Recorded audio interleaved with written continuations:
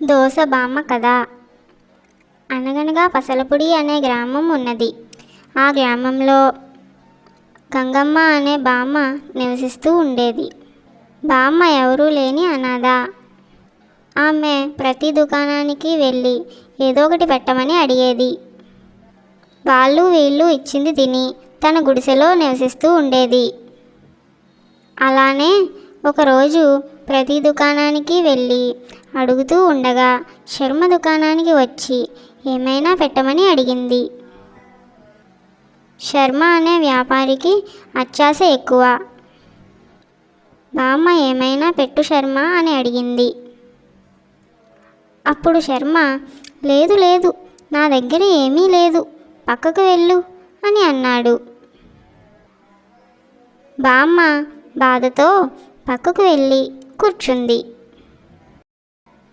ఇదంతా పైన చెట్టు మీద ఉన్న కాకి చూసి గమనించింది.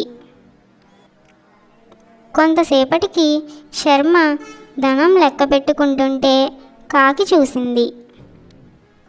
కాకి వెళ్ళి ఆ ధనం ఉన్న సంచిని తీసుకువెళ్ళిపోయింది. శర్మ నా ధనం అని అరవసాగాడు.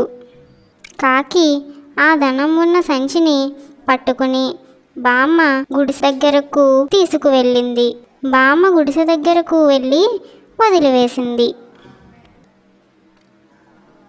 కొంతసేపటికి బామ్మ వచ్చి చూడగా చాలా ధనం ఉంది.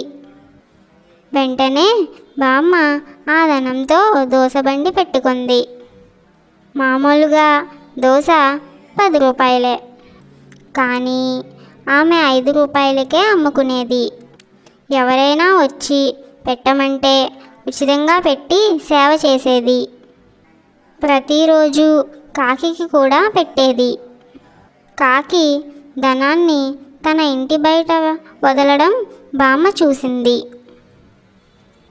కాకి పని ఏమిటంటే బామ్మ పెట్టింది తిని శర్మ దగ్గరకు వెళ్ళి శర్మపైనే రెట్ట వేసేది. శర్మ ప్రతిసారి తిట్టుకునేవాడు. కాకికి మొత్తం ప్రతిరోజు అదే పని. బామ్మ సంతోషంగా వ్యాపారం చేసుకుంటూ జీవించేది.